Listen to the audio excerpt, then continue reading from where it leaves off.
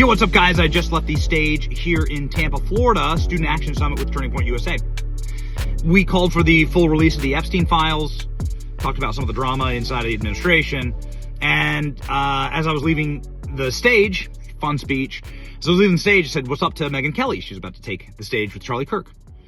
And then I saw her, and she was like, get ready, watch what I'm about to do. And she went on stage and went berserker mode on Pam Bondi. It's insane. Here's Megyn Kelly's full speech and savage takedown. Because right now it's like Pam versus Dan, right? And Cash. And you can see where the people are. Here you go. So, Megyn, you're here on a slow news day. Nothing's going on. Has anyone been on X in the past hour? They're happy. That's why you know they haven't That's right. been on social media. We'll update you. Why don't you update them, Megyn? Well, this is the first big scandal, I'd say, of the Trump administration that's on Team Rational. It's not a fake media scandal like the left tries to create for President Trump every other day. It's one of the right's own making, and it's not going well. And it has to do with Jeffrey Epstein. Yeah. Let me just ask you, make some noise if you care about the Jeffrey Epstein scandal. Raise your hand if it matters a lot to you. Raise your hand. So every hand of 7,000 people. Everybody cares. A lot. I said a lot. Every hand. Here's what I think is happening. I don't think President Trump is focused on this. He's focused on a lot of other things which are going great, and he needs to be focused on those other things. Jeffrey Epstein's not the most important thing on his agenda by any stretch of the imagination. I mean, he's crushing it on the tariffs, foreign policy, just got nominated for the Nobel Peace Prize. If not Trump, then who? Honestly. Barack Obama got the Nobel Peace Prize after 9 months in office. He had done nothing. He gave a nice speech about Muslims, and they gave it to him. So President Trump should be getting the Nobel Peace Prize, and there's all sorts of things he's focused on. I just don't think this has captured his attention quite yet. But it needs to, because it's starting to create a real hornet's nest within the administration. And I've got to be honest, I blame Pam Bondi. I'll tell you why, okay? I have nothing, yes, incompetence, yes. I have nothing against Pam Bondi as a human being. I was fine with her nomination and her confirmation, and she's been loyal to the president, and I get that President Trump needs a loyal attorney general. Look what happened with Sessions the first time. He went away, and then the next thing you know, we had the Mueller investigation, and it was a nightmare. But there are a lot of other people who can be loyal and competent in that job. She is the reason that things are unraveling around this story right now that virtually all of the Republican Party cares deeply about. It's also true that Dan Bongino and Kash Patel had questions about Epstein before they took office, okay, before they went into the FBI. But once they joined the FBI, they said nothing. They've kept their mouths shut about Epstein. You have not seen them, except for one joint appearance with Dan and Kash on Fox, running all over the media looking for attention on this, yes, clickbaity story. Who have you seen? Pam Bondi. She has never missed an opportunity to go on television and dangle sweet nothings that might be coming your way. Try to lead you to believe that she's got it. It's on her desk. It's coming tomorrow. You're going to see something on Epstein. And it was a tease. So you either believe that Pam Bondi was telling the truth then or that she's telling the truth now. But both cannot be true. She was either lying when she went on Fox News all those times saying, I've got it, we're looking at it, wait until you see it, it's horrible. Or she's lying in her 2-page memo that they released on a Sunday night at the tail end of a holiday weekend to Axios, as if Axios is where we all go for our news. Hell no. She went to someone she knew would not kick the tires on the story, and without signing the memo, dropped it in the dead of night and said, that's it. Take the crumbs and be happy. Refused to come out and give a presser. Come out and give a press conference. Stand there for 6 hours to the point where people are dying of boredom. They've asked all their questions. That's how you put a scandal to rest. But she wouldn't even sign her name to it. And I'm telling you, I have dollars to donuts. It's going to come out that there was internal consternation over that memo and whose name did and did not go on it and who was and was not behind it. And so now you have a situation where her words on the record on Fox News are diametrically opposed to what she put in this memo. She's embarrassed the president. She's embarrassed herself. And Dan and Kash to the extent they've had to sign off on that, let's understand the FBI is controlled by the DOJ. FBI is subservient to DOJ. She's their boss. That they're in this position where the only comments they've made on the record as administration officials have been, we don't think he killed himself, and we don't think he got murdered. We think he did kill himself. We've looked at the tapes, and Cash to Joe Rogan saying, if I saw all these tapes of Jeffrey Epstein with little girls, trust me, I would show you. But I haven't seen it. Okay, so what they're saying now is consistent with what they've said since they joined the office, and that is one of the many reasons why this scandal is squarely on her. And I'm telling you, I'm of the cable news universe. I've seen it happen a million times. People get thirsty. They love to see themselves on television. They love to see their names in the Klieg lights. They love the attention. They love the little emails and texts and tweets and thumbs up they get after their appearance, and they can feel their star rising. And listen, internally, I'm told there's a bit of like a power struggle between Pam Bondi and another female administration official on who's going to be the top dog. You know, we've got a great bench behind President Trump. We've got JD. We've got Marco. You know, we've got Hegseth. We've got a lot of people who could potentially be next up. But there are some women who've got their eye on that role too. And I've been maybe told one of she's them one speaking at this event. Oh, hell no. Yeah. I'm too happy a person. No, I know. I was talking about someone tomorrow, so that might be speaking at this. Oh, yeah. But, Okay. but Megyn, you make a very astute point, and let me add to it, which is that she also brought in some of our best influencers, people that I care about deeply. Jack Posobiec, who's incredible. Libs of TikTok, Chaya, DC Drano. Yeah. And she gave them these binders, and she humiliated them. Yeah. And you guys know what I'm talking about? Where she like did this stuff with the binders? This?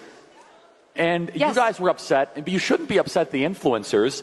They were handed these binders like there was something incredible in them. It is what you would do to an enemy. It would have been a brilliant operation had she loathed them and been looking to undermine them. The trick would have been perfect had this been Joe Biden's White House doing this to some of President Trump's most loyal supporters and media advocates. What happened was they invited all of them there to say hi to the vice president, to say hi to the president. Sure, they all went, of course. Who wouldn't go to the White House to say hello to Trump? They didn't expect anything on Epstein. So they went, they said hello, and before they knew it, they were pulled into a room with Pam Bondi and Kash Patel, and she had made the binders. She bragged about making the cover sheet that read Epstein Files, Phase 1, and she handed them out. And what Liz Wheeler, who was there, told me was that she told them, there's not that much in here, but like another trove is coming. I'm going to get it from the FBI, but like, here's Phase 1. Flash forward 14 hours earlier to when she was on with Jesse Waters on Fox News saying, oh, you're going to see some Epstein documents tomorrow. She knew they were bullshit. She knew that there was nothing in there. She told the influencers when she gave it to them, there's really nothing in here. I'm going to try to get you more. And in the meantime, then they funneled them out the back of the White House where all the press corps was. And the influencers are standing there with these binders. They didn't even know they were there for Epstein, and they looked foolish through no fault of their own. The only fault was they trusted her. And these are some of our best people that we should have their back. Liz Wheeler's amazing, Jack Posobiec. Yes. And they got... She dinged their credibility for no reason. 100%. And did they ever get an apology for that? No, and the only way of making it up, trust me, as somebody in the media who relies on sources, the only way she could have made up for this enormous error, and truly to this day, if you believe she knew there was nothing in there, then I don't know why she did it. She just did it to make them look like fools for fun of it. But the only way she could have made up for it was to give them a scoop. That's the only way of fixing it. When you have the scoop, when you do get the second tranche, you've got to leak something to them. You've got to let them break something. She never did, but she continued to tout that she had something. She was going to get that FBI file. Then she got caught by James O'Keefe on hidden camera saying she had tens of thousands of videos of Epstein and little children. It was like, what? Well, we never heard that. We heard he was into the barely legal type, the like 18-year-olds who look 14, but we didn't hear about children. And then because she was caught, once again, shooting off her mouth inappropriately, attorneys general of the United States normally say nothing. They say nothing. Merrick Garland had one press conference a year. Yes, nothing. Bill Barr, you couldn't get him to speak or say anything. Even Eric Holder was less chatty than this. So she got caught on camera, and she decided to cover up the James O'Keefe slip by then running to a real camera and being like, there are tens of thousands of videos of the children, and I'm announcing it all. So once again, she didn't give that to the influencers. And then she slides it into this memo. So like I have a dumb question. Maybe it's not dumb. So it's so she had doubled down on the videos. Is that correct, Megyn? Yes, now she's tripled down. Epstein was not the perp in every one of those videos. So because they've been so ambiguous, no, but we're let's not just sure. think about this. Unless we're led to believe that Epstein himself personally raped all these kids, children, or whatever, then isn't the statute of limitations on child rape basically infinite? Well, so then why are we not indicting the people that were doing the raping that we have on video? What's that all about? Yeah. No, you know this better than I do. So Epstein's dead. He's met his hopefully eternal fire where he deserves in the pit of hell. But if it's true, the Attorney General of the United States said, just remind me, we have thousands of videos. She said that we've got thousands of videos showing child pornography. And she doubled down on that. So tripled. So you have to infer Jeffrey Epstein was not the only person involved in that. Well, no, let me tell you what I've gleaned, but since she's been so ambiguous, take it with a grain of salt, okay? She won't have a presser. She won't give an interview. She won't answer any hard questions. All we get is the unsigned paper memo, 2 pages to Axios, who won't ask any questions. So what I think she's saying is that she's found, allegedly, tens of thousands of screen grabs of child pornography. They call it child sexual abuse material now. It's C-SCAN. And that's what she says they found on his hard drives, he was into this form of porn, off the internet. But separately, they say he had at least 1,000 victims, of his. No, okay, but 1,000 victims, unless we are to believe he personally was after every one of those victims, there has to be some other bad guys still alive that are powerful that did something to these children. Why are we not impaneling a special prosecutor to find every single one of these powerful people that went after these kids? What? Why are we putting up with this? Yeah, I don't know. And I think you'll find out. Am I understanding this correctly? Because I don't even remember. I can't answer that. I don't even know Pam Bondi said that. I can't even remember all this because it's all over. I got a thing on my desk. I got truckloads of stuff. Yeah, no, we all have busy lives, and President Trump has a busy life, and I don't think he realizes how much he's humiliated the administration. This is a self-inflicted wound. She caused it. Again, I have nothing against Pam Bondi, but if you want to look for the villain in this story, we have found her.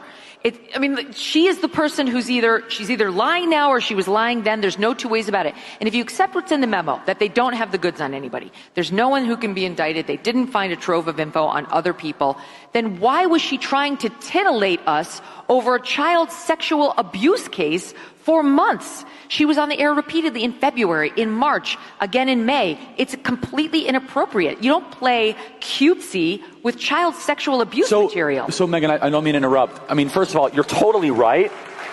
But the media, you've been around the space of hyper ambitious women. What is this? Analyze her for us. Well, I think she wants to make a name for herself. What she really wants to be is a star. That's what I think she wants. That's why she runs to the cameras on Fox News. There's no other reason. Look back at the attorneys general. Seriously, do you ever remember knowing an attorney general like this?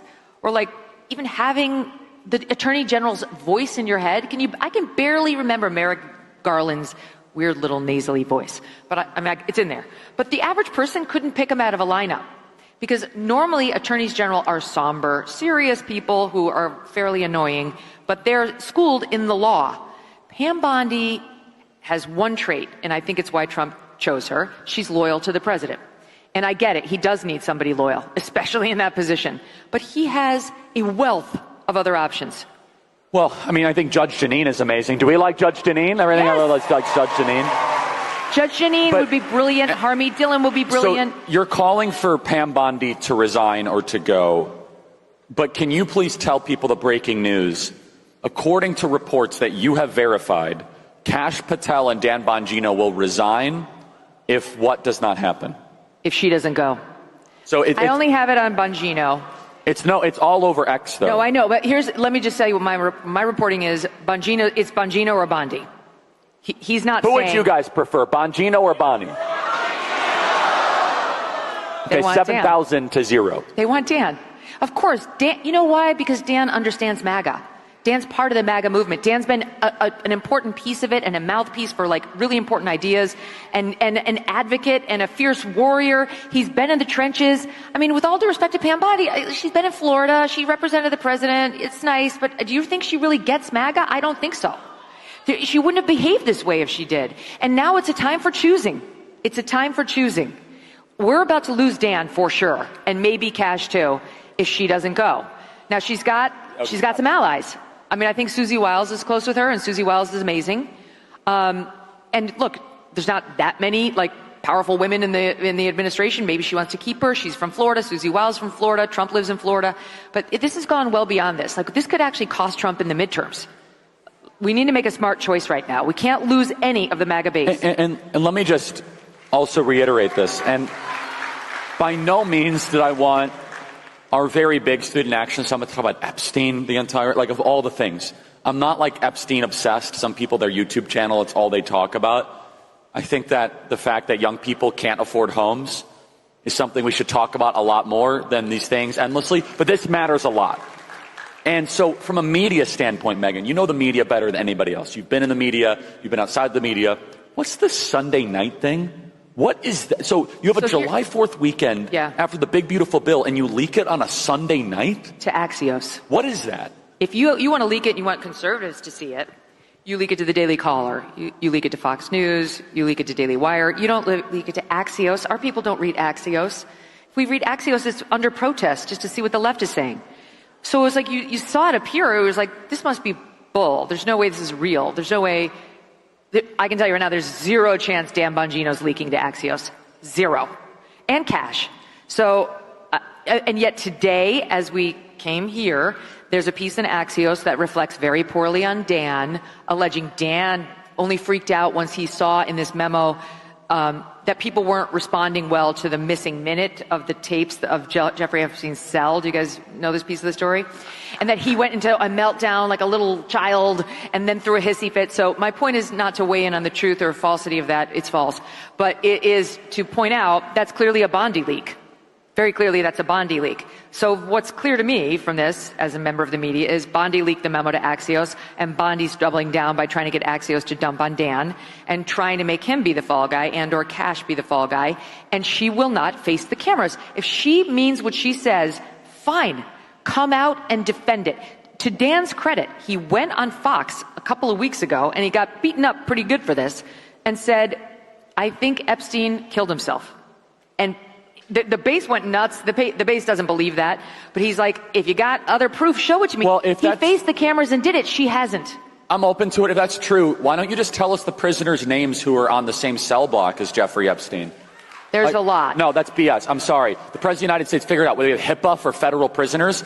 Tell us who the other prisoners were if no one had access to it, because all of a sudden if we find out some of these prisoners had suspicious intel ties, what I'm getting at is at some point, we want answers at some point. Yeah, answer the questions. That's it. I don't want to talk about this as long as we have, and like we had this amazing summit, and we've spent all these resources in planning. But Charlie, wait, let me just make the case for talking about it, because it's funny, because you look back at the past, Dan and Cash talked about Epstein all the time when they were in my business. No, that's the point, is that hasn't been a shtick of mine. Mine either. I've talked about it when it's bubbled up. Right? Same. But I am a lawyer by training, and I can smell BS when it's being shoveled to me. And it's very obvious to me right now that we've got spinners trying to mess with us in Washington on a story that is important, and here's why. Yes, obviously, child sexual abuse matters. And if we have some ring of pedophiles running around, outside of Hollywood, we need to know. But here's why it does matter. It's worthy of discussing at a place like this. It's about transparency. One of the main reasons that we voted Trump in was because we wanted real answers on real stories, and we didn't want to be BS'd anymore with a bunch of nonsense from our government that treated us like a bunch of stooges. Right? Thank you. And I believe Trump is still loyal to that mission. And maybe the people who are behind that memo are loyal to that mission too, but this ain't it. That would require, especially on a story they know the base has been led down with a trail of breadcrumbs to believe something else for years. This is a story, the only way to end it, if that's your goal, is you stand in front of those cameras and you take every single question your biggest critics have for you. So let's go through a battle plan. Let's say you're senior advisor to the president. what is the 1, 2, 3 sequencing? Press conference, you would get rid of Bondi. What else to get us back on track towards transparency? I think the DOJ should immediately move to unseal all the Epstein documents in the Southern District of New York. Yeah. Everything. And Everything except child sexual assault material. I think every file should be released to the public the same way as the JFK files. Let the American people decide. Put them out there, because if there's nothing in there, then we can see there's nothing in there. Now listen, people who are truly conspiratorial, who will just never believe anything other than Jeffrey was murdered and there's a ring of pedophiles, they won't be satisfied, and that's fine. You're entitled to believe that. That's fine. You're entitled to your own beliefs. However, some percentage of skeptics will at least give them credit for opening the files. And we could have a situation where they open the files and Dan and Cash stand there and say, I don't know what was taken out of here before we got here. You know, it's possible that those files are rather disappointing and they're not to blame. I don't know. And it's possible, I just got to say this for the record, it's also possible that Jeffrey Epstein was an absolutely disgusting predator who loved just the barely legal types and did take advantage of them and didn't actually farm a bunch of girls out to a bunch of men. It's possible. And I'll say this on it.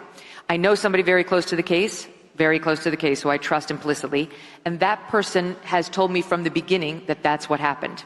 That Epstein was very into the girls who looked like 13, but he knew he had to hire the ones who were like 17, 18 to come in and give him massages that had the so-called happy ending, and that was really his thing. And there are over 1,000 of those.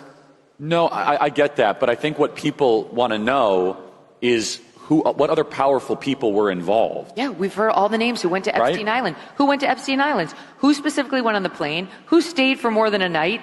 That's what Alan Dershowitz is saying, and he's so right about this. He was dragged through the mud by that Virginia Giuffre. And he won his case. He did not molest Virginia Giuffre. It was a lie. Okay, and I've done this in depth, the study of this. His name was suggested to her by somebody who thought she'd sell more books if she named a famous guy, and it was suggested to her, how about Alan, who Jeffrey knew because Alan represented him when he got arrested for transportation of a minor in prostitution. And Alan, he did represent Epstein. That's not great. He represented OJ. Isn't that worse? That's what criminal defense attorneys do. I don't judge it. We need them. We need them to kick the tires on the system. So in any event, that's how he knew Jeffrey. They weren't buddies. He wasn't like Bill Clinton palling around with him everywhere. So she got accused. She accused him unfairly. But he is saying now he thinks the entire files should be opened, even if other men like Alan get swept up into a web of you did it, and then let them rehabilitate themselves the way he did. Let them show the evidence of, I actually wasn't even in the country when I got accused. I was at a different place. I was at work. I'm on camera at the Starbucks, whatever. But why not? Given the amount of smoke around this fire, why not just open the files? Do you think there's any intel community involvement in this? I wouldn't be surprised one bit. I am convinced, based on my own sources and my own reporting on this story, he wasn't one of ours. So he was an American, which leads basically 3 options: MI6, Saudi, or Mossad. Yep. Which one would you choose? I guess Mossad, given his connection to Ghislaine Maxwell. So what does that mean? Well, I mean, it's possible that that's the reason everything's getting buried, that there is some treasure trove, and it's getting buried because... How many people here believe that? Raise your hand. Okay, I'd say about half the hands think that it's being buried because of an Israeli thing. It could be. I really don't know. And I have no evidence to suggest that. No, me neither. I did think it was very odd how, look, half of you raised your hands because you've heard that theory, you've heard it debated, you have questions, but the one time Pam Bondi was asked a question about this at the cabinet meeting on Monday, she was like, and as for whether he was an agent, that I don't know. I haven't looked into that. I'll get back to you. You haven't looked into it? What do you mean? So that was kind of a fishy answer. And Megyn, remember, Alexander Acosta in 2007, he said he was told to treat Epstein carefully because he was an intel asset. That was one of Trump's cabinet secretaries who was literally a U.S. attorney 3 hours from here in Florida. He said that himself. Well, and let me tell you the consequences of that. His subpoena, his search warrant on Jeffrey Epstein's residence was very narrow. It was not the kind of let's get everything. Let's see. everything inside this guy's, dressers and so on. It was very, very narrowly tailored. And to this day, that's what the FBI is stuck with. So it really is possible that Dan and Cash got in there and, in like a Geraldo and Al Capone's vault situation, opened it up and we're like, oh my gosh, there's nothing in here. Like, we did not find the magic documents or photos or evidence of anything. And why not? I don't know we'll ever know why not. I'm not sure we'll ever know, but I guess I care less about that than I do about just open the books and be fully transparent. No, I don't want to feed into any of the, let's just say, speculative theories. But Alexander Acosta himself talked about Intel asset. Yep. And you have to wonder that the timing of all this, Sunday night, so you have the big, beautiful bill, you have Independence Day weekend. Why are you doing this on a Sunday night? Was it... Bury it. But you don't bury things on Sunday nights. You do on a holiday weekend. You do. People are away. They're traveling back from the beach on Sunday night. They're dealing with traffic. They knew they were too smart to think that they could get away with doing it on a Saturday night or on a Friday night. So they wanted the cover of we're doing it on the night before a real news day. But Monday after July 4th is not a real news day. Everybody's still in transition. So left unaddressed, I know this is a hypothetical, which I hate those questions. What if we just try to proceed, what does that mean? If we just what? Just try to proceed. No, don't address this. If the administration just tries to power through. Her days are numbered. She can't recover from this. She's shot herself in the foot on her own credibility. I just don't think she's going to recover. And I'm sorry to be ungenerous, but I just don't think Pam Bondi is skilled enough to avoid making another mistake very soon. And so that'll probably be the one that gets her. Because President Trump, I understand fully, he doesn't want to offer a scalp in response to this. And I get it. He doesn't want to, and I understand why. Even though it's his own people, he doesn't want to look like he sold out his people. And he's loyal, too. He really is. He's very loyal to the people who are loyal to him, to his credit. But I think he's also extremely smart. And he can read a room better than anybody. And I think once he realizes, thanks to an event like this, et cetera, that this does matter with the base, this is not a nothing burger for them, for all the reasons we've discussed, I think he'll decide she's a goner. It's just a question of what the excuse is, more time with her family, right? And she'll be sayonara. And so, from a PR standpoint, so you would do an open press conference, take every possible question. If I were Trump, I would say all three of you are going out and holding a presser. Everybody's welcome, all comers. And you're not leaving until, we're down to the Jim Acostas of the world. You will stay until those kinds of people have gotten to ask questions. Because let me tell you something, another thing that's irritating about the whole way they've handled it is they're embarrassing other good people. Did you see Caroline Leavitt out there trying to answer questions on this? And I think Caroline's great. Don't we like Caroline? She's the best. Same. She has nothing to do with this. Nothing to do with it. I love her, and she has total credibility.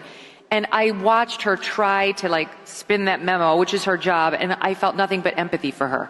And I agree with that. And I also felt how dare you put her in this position? This is your stink over at the DOJ. Why don't you get your own spokesperson out there to deal with it? But don't make poor Caroline sacrifice the president's credibility and hers on this dog turd of a story.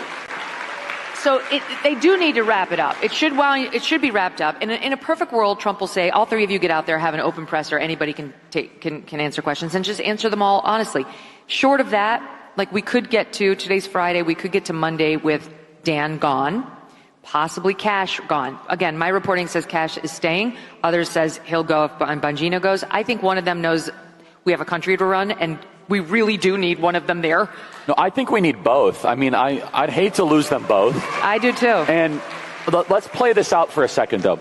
Let's say Bongino leaves. Well, he's not going to keep his mouth shut. So he's got one of these too. He's got a big one of these. Yeah.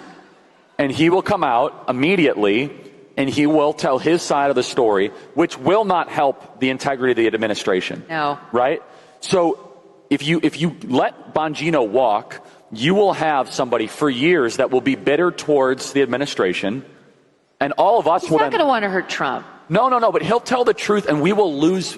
We will be like, if Bongino can't go and fight and solve this thing, then what are we doing here? I know. Right? If Dan Bongino, who's one of the greatest patriots we have, Yep. cannot go and reform the FBI with Kash Patel after we win a popular vote majority, Right. then I will never give up. But I know for millions of people, that will be met with just a sigh of cynicism. But think about it, You know what I Charlie. mean? Yes, 100%. You think about, like you mentioned, Janine. Janine Pirro would take no prisoners. She's totally confirmable too. She'd be great in this role. Like, it's not like there's no bench behind Pam Bondi. Like, there is a bench. Janine could do it. Harmeet could do it. Even Matt Gaetz can't do it. I mean, he could do it, but he's not confirmable. Yeah, he's not confirmable. Matt Gaetz for a special prosecutor, that would be very Now interesting. that would be fun to watch. Matt Gaetz with a government corruption special prosecutor. Anyway, there are other people who could take over that role. And just think about it, because I can see the untenability of Dan and Kash staying effectively working for Pam, right? Like, they're working for her, and she seems feckless, except she seems somewhat petty and personal, given the leaks I'm reading. And she seems way too focused on being a star. It reminds me of Brian Williams of NBC. Remember how it was like, it turned out he was more interested in seeing his mug on television and telling fake stories about what a badass he allegedly was, and like Abbottabad, with SEAL Team 6 practically raiding the compound, than he was in being taken seriously and being a credible news anchor. And I'm sorry to say, I think she suffers from that same disease, and so she has to go.